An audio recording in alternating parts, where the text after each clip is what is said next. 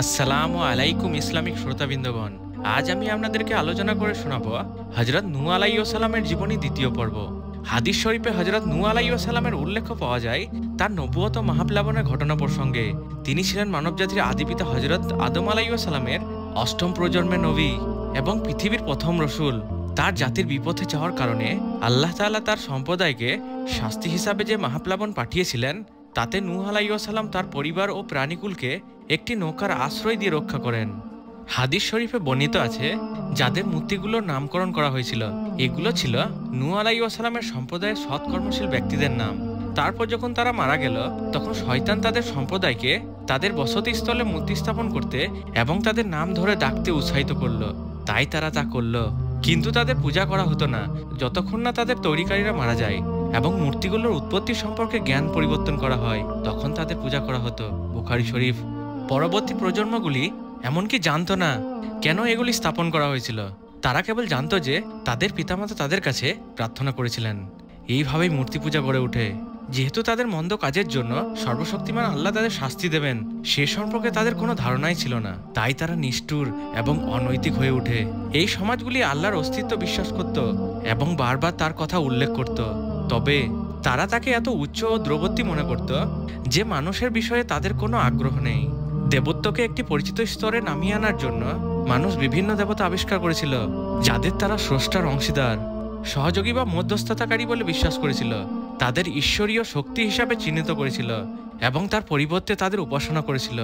হাদিস শরীফে আরও বর্ণিত হয়েছে, কিয়ামতের দিন সাফায়াতে বৃহৎ হাদিসে এসেছে যে লোকজন হাসরের মাঠে নূহ আলাইহিস সালামের কাছে এসে বলবে, হে নূহ, আপনি জমিনের অধিবাসীদের কাছে প্রথম রসুল, আপনাকে কৃতজ্ঞ বান্দা হিসাবে ঘোষণা করেছে।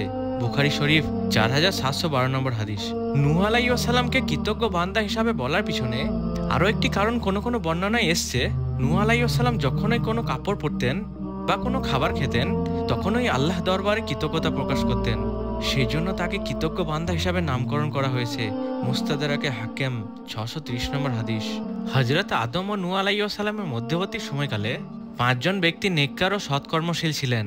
তাদের মৃত্যুর পর তাদের ভক্ত অনুসারীদেরকে শয়তান এই প্ররোচনা দেয় যে এইসব নেককার মানুষের মূর্তির সামনে থাকলে তাদের দেখে আল্লাহ তাআলার প্রতি ইবাদতে অধিক আগ্রহ সৃষ্টি হবে, ফলে তারা মূর্তি বানিয়ে পূজা শুরু করে। তাদের মৃত্যুর পর তাদের বংশধররা মূর্তি পূজা অব্যাহত রাখে, আর এইভাবেই পৃথিবীতে প্রথম মূর্তি পূজার শিরকের সূচনা হয়। ইবনে কাসির। বুখারী হাদিস 4920 নম্বর। হযরত নূহ আলাইহিস সালামের একাত্মবাদের দাওয়াত ছিল আল্লাহর একাত্মবাদ, তার উপাসনা করা এবং তার অনুগত্য করা। এই দাওয়াতের মূল লক্ষ্য ছিল জনগণকে মূর্তি পূজা ত্যাগ করে সৃষ্টিকর্তার একাত্মকে মেনে নিতে এবং শিরক পরিত্যাগ করে আহ্বান জানানো। হযরত নূহ আলাইহিস সালাম তার জাতিকে আল্লাহর একাত্মবাদের প্রতি আহ্বান জানিয়েছেন, যা ছিল তার মূল দাওয়াত। তিনি জনগণকে মূর্তি পূজা ত্যাগ করে একক আল্লাহর ইবাদত করার জন্য নসিহত করেন।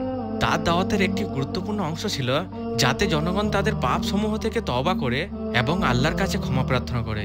তিনি নিজের আনুগত্য করারও আহ্বান জানিয়েছেন, যেন তার দেখানো পথে চলে জনগণ আল্লাহর নির্দেশ মেনে চলতে পারে।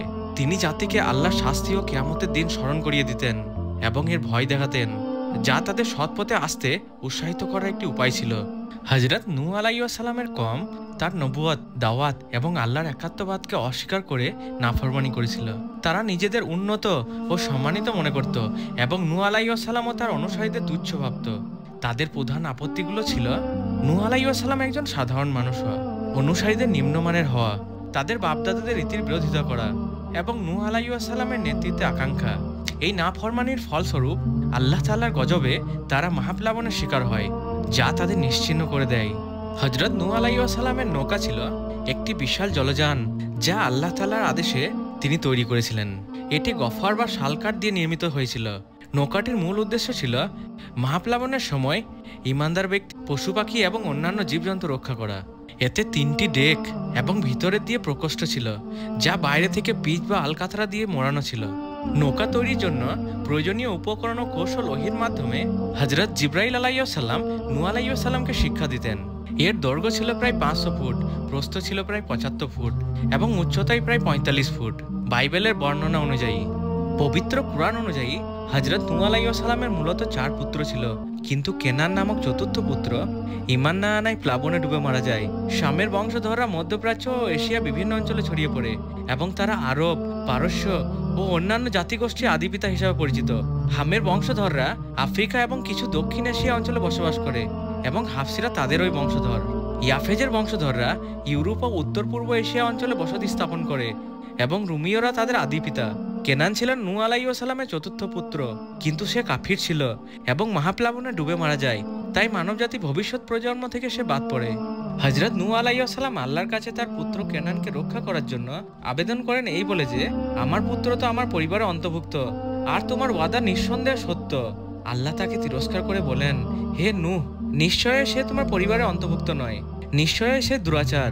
তুমি আমার নিকটে এমন বিষয়ে আবেদন করো না যে বিষয়ে তোমার জ্ঞান নেই। আমি তোমাকে সতর্ক করে দিচ্ছি যেন জাহিলদের অন্তর্ভুক্ত হও না।